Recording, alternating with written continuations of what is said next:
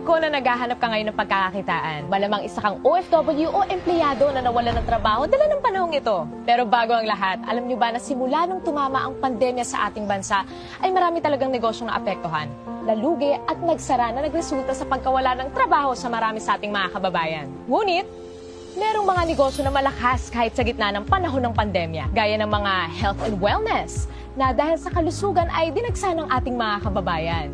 At pagkain din na bumubusog sa ating katawan. At sa gitna ng limitasyon sa paglabas ay nandyan ang iba't ibang delivery service na naghahatid sa atin ng mga online orders. Sila yung mga halimbawa ng mga negosyong lumakas sa gitna ng pandemya, pero alam nyo ba na ang delivery service lang ang nangingibabaw sa lahat ng to? Sa kahit anong sitwasyon, palaging in demand talaga ang negosyong ito. Mapapagkain, gadgets, rubber shoes, damit o mahalagang bagay o dokumento o kahit ano pa yan. O gusto mong matanggap o maipadala ka agad, sa anumang oras o panahon, talagang delivery service ang kailangan. Sa bawat pag-ikot ng mga motor ng delivery service na makikita mo sa iba't ibang lugar ay katumbas din ang pag-ikot ng ekonomiya sa ating bansa. Ang delivery service ang isa sa mga buhay ng ekonomiya. Mula noon hanggang ngayon, pagkakataong kumita dito ay palaki ng palaki dahil sa demand sa serbisyong hatid nito. Alam nyo ba na ang operator ng delivery service ay kumikita ng 20% sa bawat delivery ng driver nito? For example, meron kang sariling delivery service na negosyo.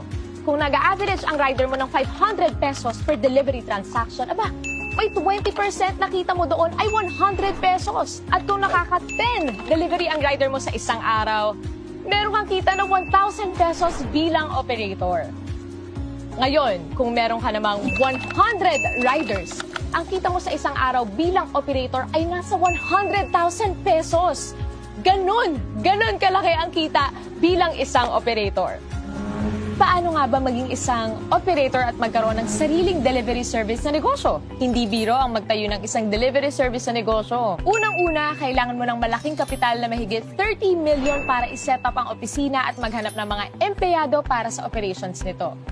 Pangalawa, kailangan mo ng isang IT company na gagawa ng software at operating systems nito na nagkakahalaga ng mahigit 50 million para iset up at i-maintain taon-taon. Pangatlo, kailangan mo kumuha ng iba't ibang permit para sa pag-operate ng negosyong ito. At pang-apat, kailangan mo pang mag-set up ng iba't ibang opisina para sa mga iba't ibang lugar na mag-ooperate at kumuha ng mga permits para dito. Mukhang mahirap maging operator ng isang delivery service na negosyo dahil sa dami ng kailangan, lalo na sa kapital. Pero ngayon, posible na. Worry no more dahil nandito na ang isang delivery service company na pwede kang maging online franchise operator.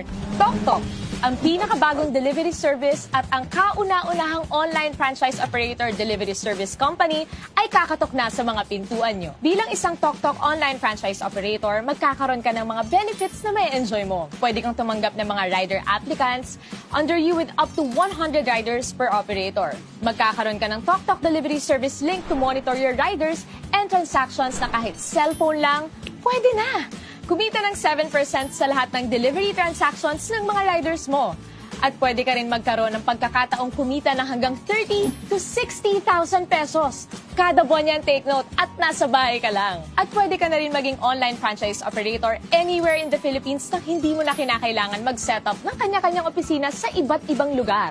Nasa bahay ka lang, pwede na. Magkano naman ang kapital na kailangan para maging isang TokTok online franchise operator? Unlike sa mga traditional delivery service, dito sa TokTok, ang pangarap mong maging isang delivery service operator ay posible na. Hindi mo kailangan maghanap ng malaking opisina. Hindi mo kailangan maghanap ng mga empleyado.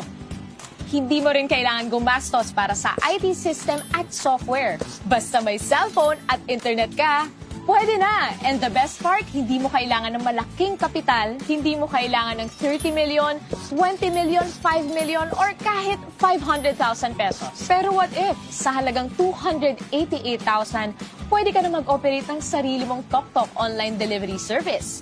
Mas okay, di ba? Huwag ka muna mag-celebrate dahil naintindihan ni TokTok ang pinagdadaanan ng karamihan sa ating mga kababayan sa panahong ito. Kaya from 288,000, ginawa na lang nilang 58,888 ang kapital para maging isang TokTok online franchise operator. Kaya operate na agad! Dalawa ang paraan para kumita dito bilang TokTok online franchise operator. Una, magkaroon ka ng personal delivery link na pwede mong i-post at i-share. At kapag meron kang kaibigan na nag-book gamit ang iyong personal delivery link, ay 3% ang pwede mong kitain. For example, meron kang average na 150 bookings sa isang araw at nag-average ka ng 150 pesos kada isang booking.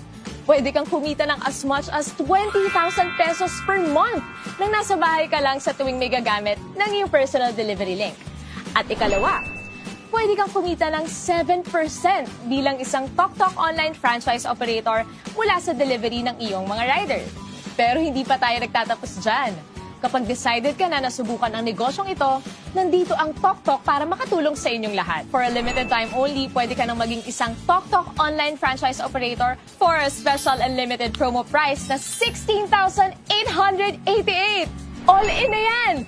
Wow na wow talaga! Tandaan, promo lang to at kung gusto mong simulan ang negosyong ito para sa mga iba na nakaka-excite na impormasyon, kontakin mo lang ang taong nagpakilala sa'yo ng negosyong ito.